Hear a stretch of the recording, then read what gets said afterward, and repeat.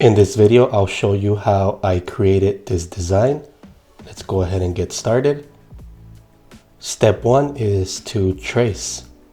What you want to do here is find an image and go ahead and trace it.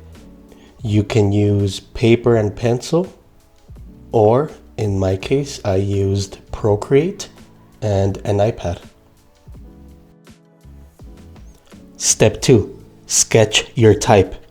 We are still in the sketch phase at this point, but now that we have our structure, we can start drawing our type into the different shapes, as you can see on my screen.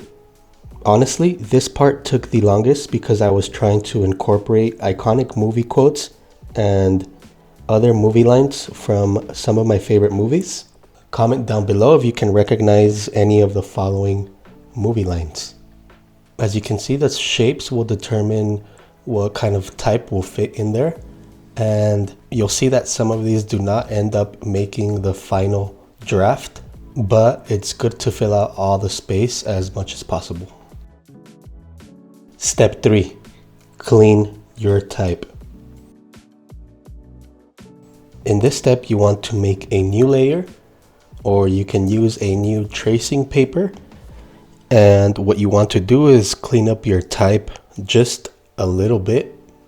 We'll end up cleaning our type again, but this is just to prepare it for our guides. Step four, make some guides. Again, you can use whatever method you want: tracing paper, Photoshop, Procreate, etc. In this case, I'm using Adobe Illustrator because I like the way the program handles the line tool and the vector shapes. As you can see, I'm using a different bright color for my guides, and I'm placing them on a different layer so that I can export it into Photoshop later. My primary goal is to get the spacing, the layout, and the scale just right. Step 5. Clean your type again. In this step, I'm placing my guides from Adobe Illustrator. I'm placing them on a new layer, and I'm locking that layer. I'll be using the different selection tools to cut out different parts of my design in order to reposition, resize, and in some cases, replace my type. I'm using my guides to guide me for the placement. In some cases, I'm using existing fonts so that I can trace them over in Procreate. Step 6. Finalize your object. Finally, we will retrace our object that holds our type. This will be the final version of our object, so we want to be patient and take our time. Again, you can use a marker and paper to do this, or in this case, I am using Procreate.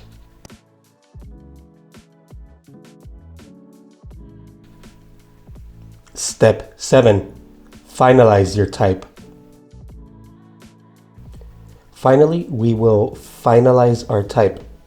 Again, this can be done using tracing paper and the marker. In this case, I'm using Procreate. As you can see, I'm using my previous iteration as a template. I am taking my time and I am tracing as carefully as I can. And I am taking my time to pick each brush so that it appropriately fits my type. As you can see, this is the final version of our type. So you want to do any last minute changes here. I ended up taking my design to Photoshop to make some final detail adjustments. The primary goal in this step is to fix any spacing or layout issues before you apply color to it. Step 8. Prepare to color.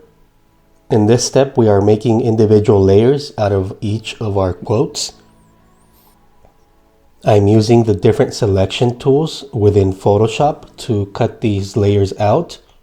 I am separating each type into a different layer to help make the coloring process much faster and efficient.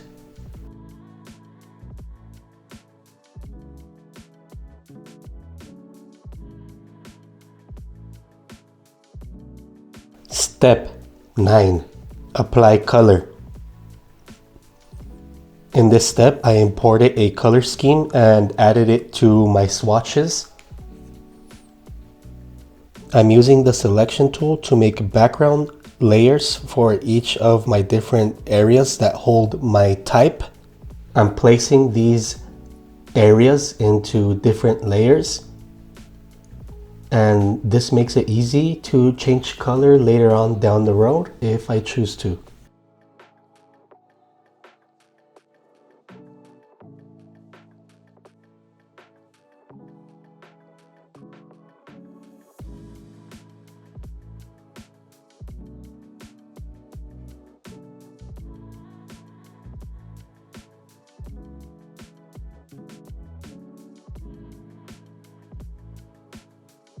Step 10. Make your background. Here I'm using the pen tool to make puzzle-like pieces and applying a color to it. And I'm also adding a stroke to each one. At the end, I'll add a pattern on top of my background to give it a little bit more texture and depth.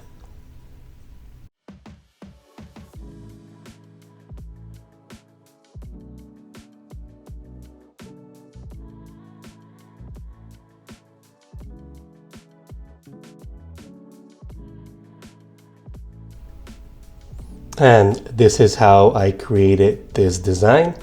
If you liked it, go ahead and leave a like, leave a comment. Until next time, have a good day.